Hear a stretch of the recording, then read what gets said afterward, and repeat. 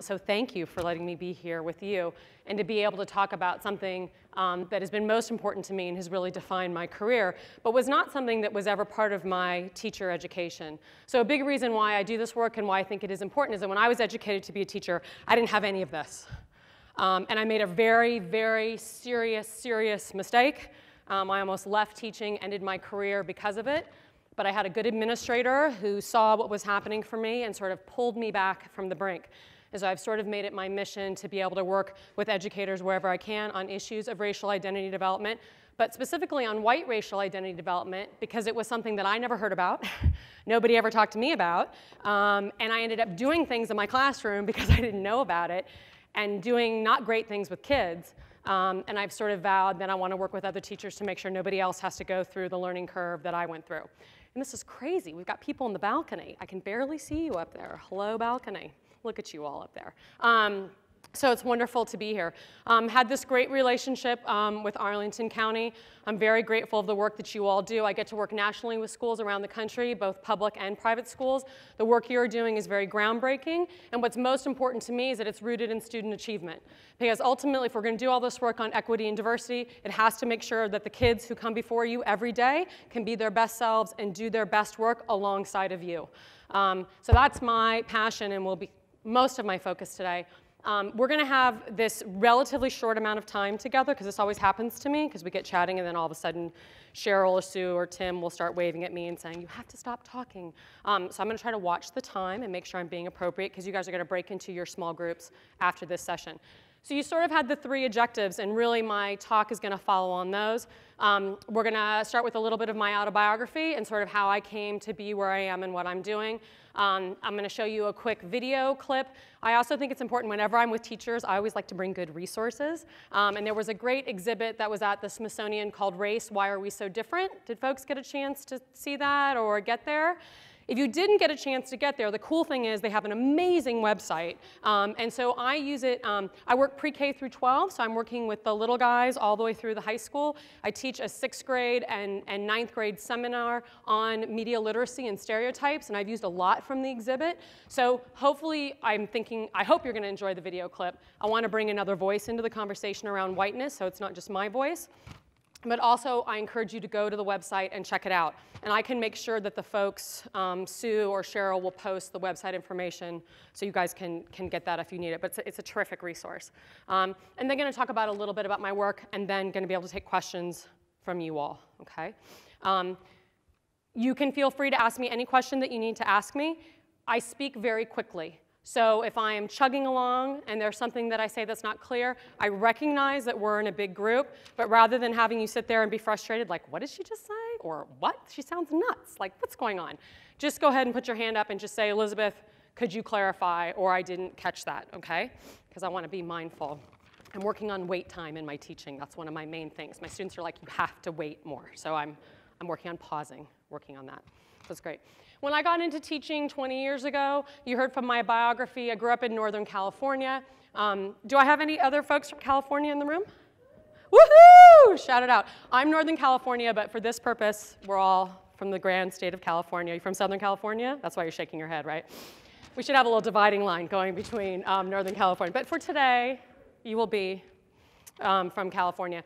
And what's interesting about California is California has a lot of diversity, but is actually quite segregated.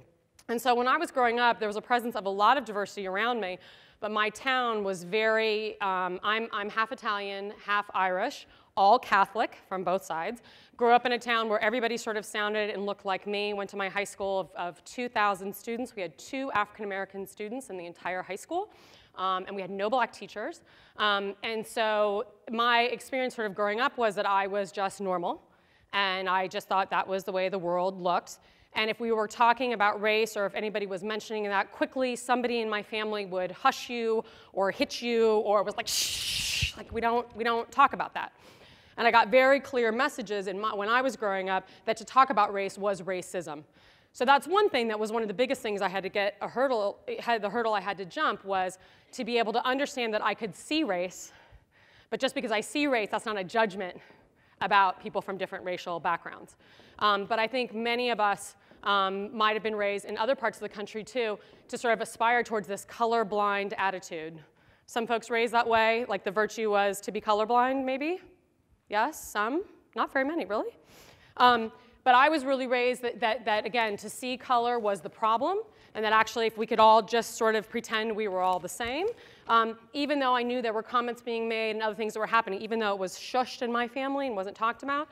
Also in my town, we went through Japanese internment, and so one of my father's best friends was sent to Idaho, and my dad guarded his house while the family was in Idaho. Actually, it was the baseball team, and they took turns watching the house. And it was interesting that when I was writing my autobiography, I went back to talk to my dad about that, and we never talked about why Toru had gotten sent to Idaho. You know, that wasn't a piece of what had happened. Just all of a sudden, Toru's family had to up and leave, like whatever, and they wanted to make sure that his house was okay. So even these things that were happening right in my backyard, and I actually didn't learn about what happened to the Japanese in California until I was in graduate school. And it made me really angry because I realized that growing up there was huge pieces of my history that were left out of. I was a very serious student, you know, I took AP US History and had a wonderful teacher, but there were just certain pieces that were not connected there. So I had to go off to graduate school after I'd been teaching for a while and started to learn the things I didn't know. It made me very angry. I was very frustrated by the pieces that had been left out of my education. And that's why I work very hard now to make sure that we are including these histories in age-appropriate ways for kids. I was just in with 5th grade talking about Japanese internment and what happened in California. And I had interesting was talking with some of the parents, and they said, oh my gosh, I don't really want the 5th graders to know about that. You know, that's really, that's so hard and that's so terrible that it happened. And I said, yeah, but I was a grown adult and didn't know that it happened. And so what's worse? What's worse is me walking out into the world of me teaching, not having accurate information moving forward and sort of perpetuating things then with my students. We can get students age-appropriate information in really accurate ways. We teach about enslaved people in 3rd grade.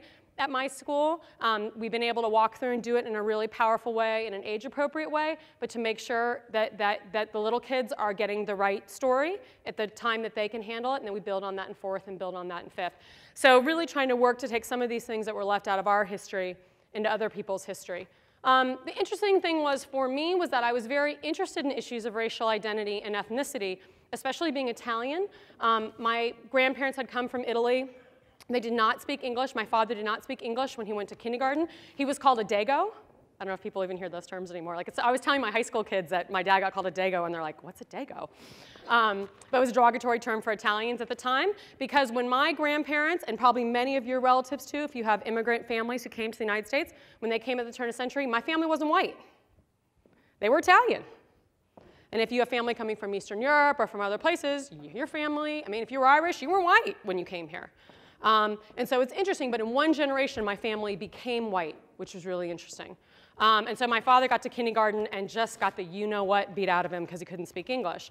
And so growing up, it was very much, we are American, we are not Italian, everybody will speak English. And it was this whole thing that sort of happened in my family. So I grew up very connected to my ethnic identity. I would have had no idea about my racial identity. I mean, people always laugh when I say that. I mean, I knew that I was white. I mean, I understood. But I had no connection to understand that that meant anything. If you had asked me about being Italian or being Irish, I could have told you all about that. But this notion of whiteness and ideas of how whiteness is lived, that would not have even been on my radar screen. So part of it was when I went to teaching, I was very interested in immigrant stories. I was teaching an ethnic studies class. I think some of you may have gotten my article, which is entitled Whiteness, maybe in your packets, perhaps. I'm not checking, it's not a homework check to see if people did the reading.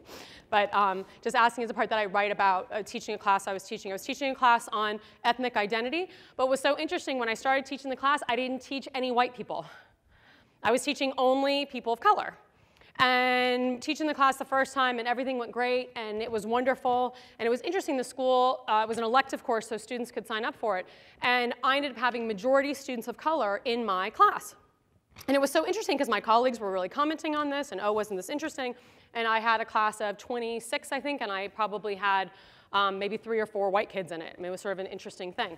And the next year when I taught the class, I ended up having the same number of white students as students of color. But again, not teaching any white texts, because I was sort of thinking race and ethnicity, was about other people, was about people of color, wasn't about I'm just Elizabeth, like this is just me.